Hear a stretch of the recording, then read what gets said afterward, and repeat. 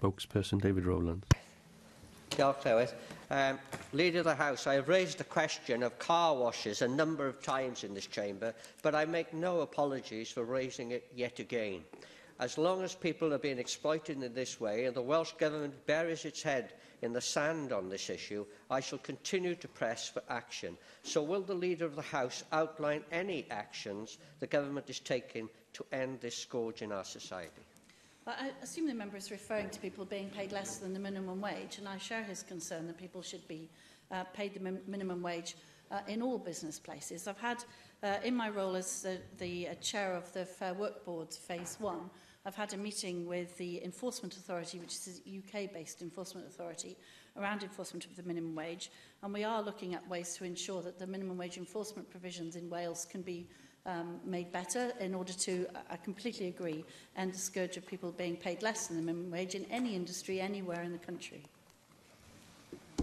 Well, I welcome that small amount of intervention, First Minister, but I have to say, Dawn Fraser of the Car Wash Advisory Service said that everything bad you can think of with British Labour for the British labour force is present in car washes. Slavery, low wages, debt bondage, tax evasion, and even sex exploitation of young women. So just looking at that one aspect of low wages can hardly be said to be addressing this problem in the way that it should be addressed. Well, if the member has any specific details he'd like to draw to my attention, I'd be most grateful to receive them, because that is quite a series of accusations, and I'd be very happy to look into any aspect of that he's able to provide details of.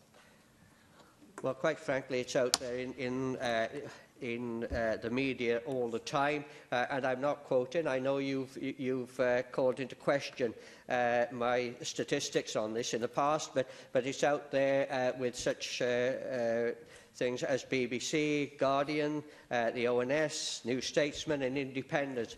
All of them have written about this and castigated the situation on a number of occasions. So the statistics and everything else is out there in the public domain. Well, thank you for that. I will have another look at it. We have a number of preventative programmes around several of the issues that you've raised, including modern slavery, prevention of sexual harassment in the workforce, the minimum wage provisions, as I've suggested already.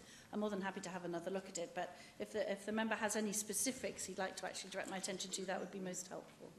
Barod Plaid Cymru, Sian Gwenllian.